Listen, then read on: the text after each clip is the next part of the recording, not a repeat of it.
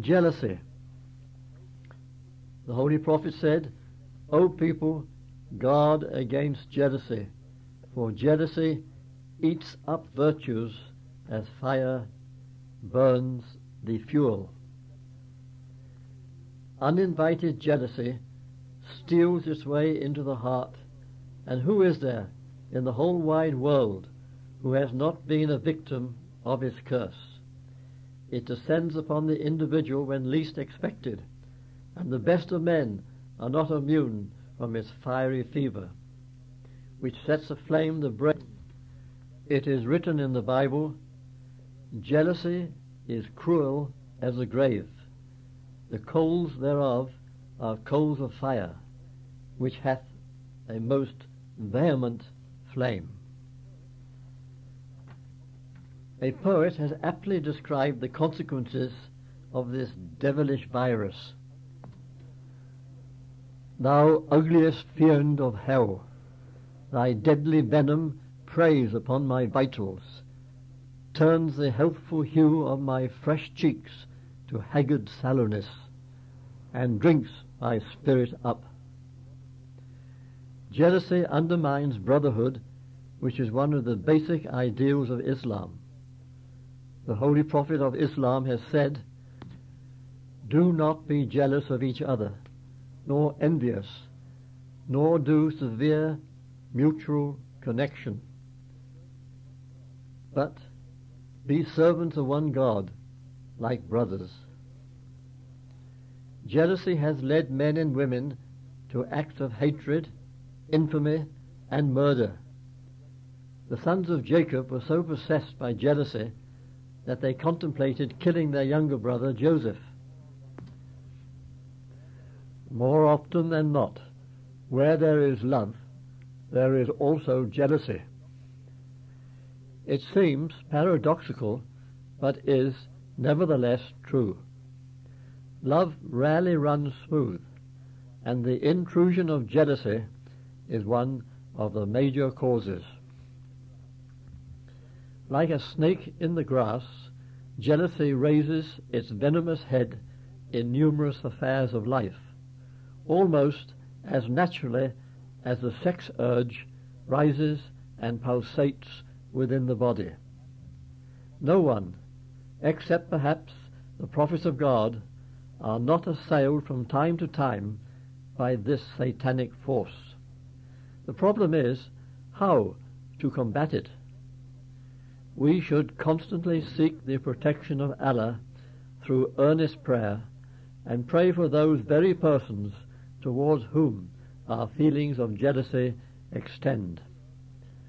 The Quran is a cure for all spiritual diseases, and a firm conviction that the clouds of jealousy will vanish is the best positive approach, coupled with supplication to God to ease and cure our mental fever, whether it be high or low. The promised Messiah was blessed with a mind as cool as ice, and himself said, "I have reduced the feeling of resentment and anger in my mental attitude." The ideal is never to speak disparagingly of people in a contemptuous tone. If it is necessary to refer to some negative characteristic in a person, then it would be better to do so in a quiet manner without bitterness. The Holy Quran says, "May Allah be our protector from the evil of the envier when he envies." Fear. Hazrat Ali said, "He who fears God fears none." The spread and establishment of Islam in Arabia during the 23 years ministry of the Holy Prophet was to a great extent due to the extraordinary courage displayed by the early Muslim converts, and not the desire for power and booty, as some ignorant critics of Islam have contended. No clear-minded person believes that 313 ill-equipped Muslims marched from Medina to face the might of the powerful Meccan army and Badr for the purpose of winning spoils of war. The truth is that those few loyal and devoted servants of God, outnumbered by 3 to 1, knew that if they were exterminated by the idolatrous force of Mecca, then the very existence of Islam would be at stake. Charged to the full with love for Islam and the Holy Prophet, they fought with the will to win, and subsequently secured a resounding victory against the overwhelming forces of godlessness. Today, Muslims are faced with the gigantic task of reviving the pristine purity of Islam throughout the world. And this spiritual crusade was initiated through divine will by Hazrat Mirza Ghulam Ahmad, the promised Messiah and holy founder of the Ahmadiyya movement. This work calls for courage in order to meet and successfully tackle opposition, hardships, and multifarious problems. An Ahmadi has to be prepared to stand alone in the presence of his detractors. There can be no compromise with the whims and fancies of those who wish to change, modify, or ignore Islamic ideals to suit their own interests and wayward inclinations. Unfortunately, many a good Ahmadi has suffered from the baneful influence not only of totally un-Islamic environment, but also from the society of his less enlightened and easygoing Muslim brethren, who lack that spirit of Islam which the promised Messiah came to revive. The temptation has been too strong, and by adopting the least line of resistance, the light of faith no longer shines in their faces. A believer loses his individuality and becomes lost in the drifting crowd once he hesitates and deviates from the right course for fear of what others might think of him. He can live his own life standing upon his own feet and not be influenced by what the crowd thinks, because in the world today 99% of humanity is drifting in the wrong direction. Man is inclined to love money because he fears for his security and is more anxious for the treasures of this world than those of the hereafter. An Ahmadi Muslim is called upon to donate a minimum of 1/16 of his income, and many give much more.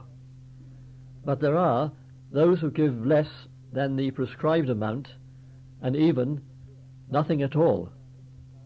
It would appear that they are hypnotized by fear of the world more than by fear of God. God says in the Holy Quran, "And fear Allah, that you may prosper." And fear Allah, and know that Allah is with those who fear Him.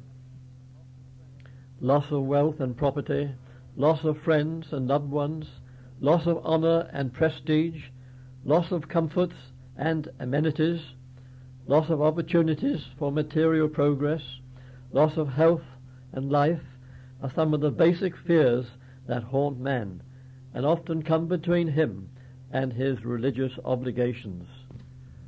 There is food for thought in the following words of F.D. Roosevelt.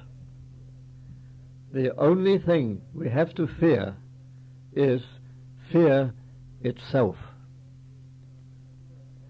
Fear of punishment and fear of what others may think are also conditions of the mind which are liable to cause a believer to digress from the path of rectitude and truth.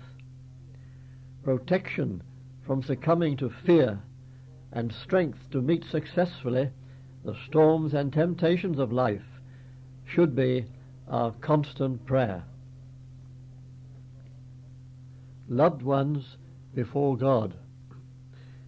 We read in the Holy Quran, "Say, if your fathers and your sons and your brethren and your wives and your kinsfolk and the wealth you have acquired and the trade whose dullness you fear and the dwellings which you love are dearer to you than Allah and his messenger and striving in his cause, then wait until Allah comes with his judgment, and Allah guides not the disobedient people." A devoted relative, friend, or even servant will risk his or her life for the sake of a loved one. So strong are the ties of some human relationships. Indeed, love is a virtue, providing it is not merely an exhibition of instinct, but harnessed and controlled in a good and proper manner. Love, service, and loyalty to God should be one's first love, but its reality can only be proved through demonstration under severe test, because actions do not always conform with the tongue. God says in the Holy Quran, "Wealth and children are an ornament of the life of this world, but enduring good works are better in the sight of thy Lord in respect of immediate reward and better in respect of future hope." No doubt the ties of human life are usually very strong, but in the Holy Quran a Muslim is warned that should the occasion arise, then he must be prepared to sacrifice his family attachments for the sake of God. No doubt the demand is high, but so are the ideals of God high, and in order to reach high, one must be prepared to climb high. This is the end of selected readings from my book, Life Supreme. May Allah enable us to advance along all avenues of righteousness. Amen.